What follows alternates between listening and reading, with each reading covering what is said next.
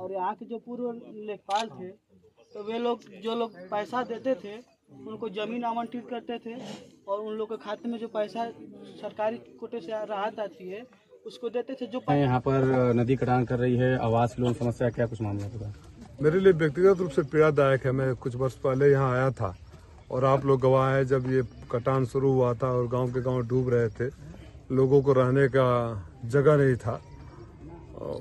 School में कुछ लोग शरण लिए हुए थे, खाने पीने का सामान नहीं था, तो हम लोग खाद्य सामग्री लेकर आए थे, तिरपाल लेकर आए थे और उसको भी आप मीडिया के साथियों ने जब दिखा दिया तो आप ही लोगों के पीछे प्रशासन पड़ गया। ये वो निचला स्तर था सरकार चलाने का। उससे भी विभत्स स्थिति आज ये है कि मैंने तो सिंचाई विभाग के अधिकारियों को इसलिए बुलाया था कि इनसे समझूंगा, अगर ये नहीं कर रहे होंगे तो इनके खिलाफ कार्रवाई की अनुशंसा करूंगा, लिखूंगा, बात करूंगा।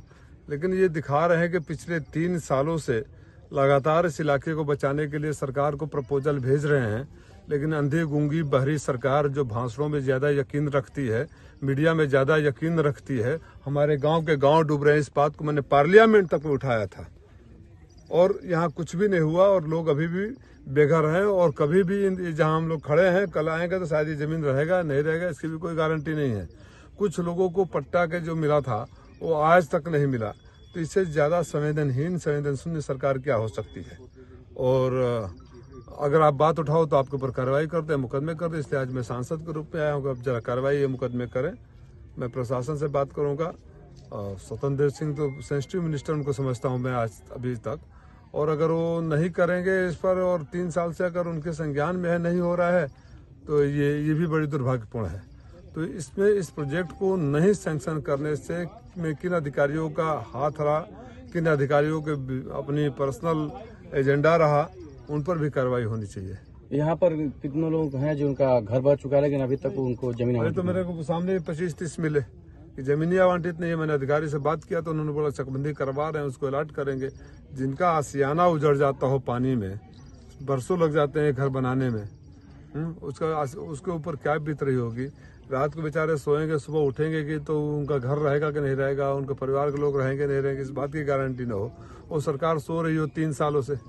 माननीय मुख्यमंत्री जी से भी मैं अनुरोध करूंगा कि आपके पड़ोस का जिला है, आपके बगल में है, इतनी तो संवेदनता होनी चाहिए कि अगर आपके सरकार के पास लगातार 3 साल से प्रपोजल जा रहे हैं तो आपकी कौन सी व्यवस्था है, क्यों हमारे इलाके के लोगों को आप मारना चाहते हैं, इसकी जवाबदेही तो सरकार की बनेगी। अभी यहाँ कोई कार्रवाई करने नहीं दे रहे हैं लोग। सही बात है।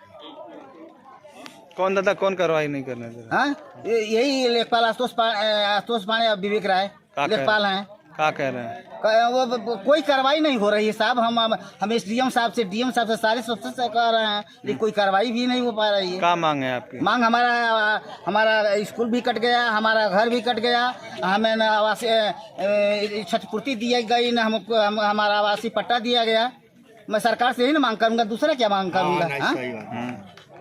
तो विवेक क्या करते हैं? विवेक राय लेखपाल हैं, आशुतोष पांडे दोनों लेखपाल हैं। क्या करते हैं ये लोग? मऊ तहसील से हटा करके उनको मऊ तहसील भेजा गया, लेकिन वहाँ से अपना यहाँ तालमेल बैठाए हैं, अपना हावी हैं, अपना सब मिलजुल करके सबसे जो नए हैं उनसे भी मिलजुल कर अपना तालमेल बैठा रहे हैं लोग। कितने लोगों का पैसा नहीं मिला? अरे उसमें ज्यादा लोग हैं साहब, ज्यादा लोग हैं। हाँ, वो तो जब खोज होगी तो सबका पता चल जाएगा। तो एसडीएम नहीं कुछ करते हैं? तो एसडीएम साहब से तो परसों चौथा जाए तो एसडीएम साहब से भी मैंने सामने कहा। हाँ, तहसील ये भी एसडीएम साहब से कहे, चौहान एसडीएम साहब से कहे, वो जो तिवारी जी थे उनसे भी मैंने कहा। आदेश दोनों सब जगह से हुआ है, लेकिन खाना पूर्ति नहीं हो पा रही है। सांसद जी आए हैं? सांसद जी से मैं अपना पत्र दिया हूँ, कहा भी हूँ। स्वीकृत नहीं हुआ, ये भी स्वीकृत नहीं हुआ सर। 22-23 में हम लोग 19.25 और 19.65 की 2 परियोजना, 23-24 में अब चूँकि गांव नई बस्ती कट गई थी तो हम लोग केवल पुरानी बस्ती के लिए हम लोग दिए 22.43.33%। इसमें लॉजिक ये लगाया जाता था कि जैसे बाढ़ पीरियड में पानी भर जाएगा तो फिर ये आपका कराया हुआ काम अगर क्षतिग्रस्त होता है तो आप कैसे काम कराने जाओगे, मटेरियल कैसे उपलब्ध होगा। अब इसके लिए जैसे बंधा बन रहा जो प्रपोज है सर, हम मतलब नियरेस्ट पोजीशन तक हम पहुंच सकते हैं। अब इसके बाद जो भी एंटी इरोजन वर्क होगा वहाँ तक पहुंच हो जाएगा। एंटी इरोजन वर्क के लिए तो आप बोल्डर वगैरह बन जाए तो परमानेंट कंक्रीट का वो बनाओगे। नहीं सर, बोल्डर या जियो बैग होता सर, जियो बैग इस समय जियो बैग का काम मैक्सिमम हो रहा है। जियो बैग और उसके जियो का ट्यूब है और उसका जाली भी है। हाँ जी, वो बोल्डर से भी अच्छा काम करता है। उसके जगह पे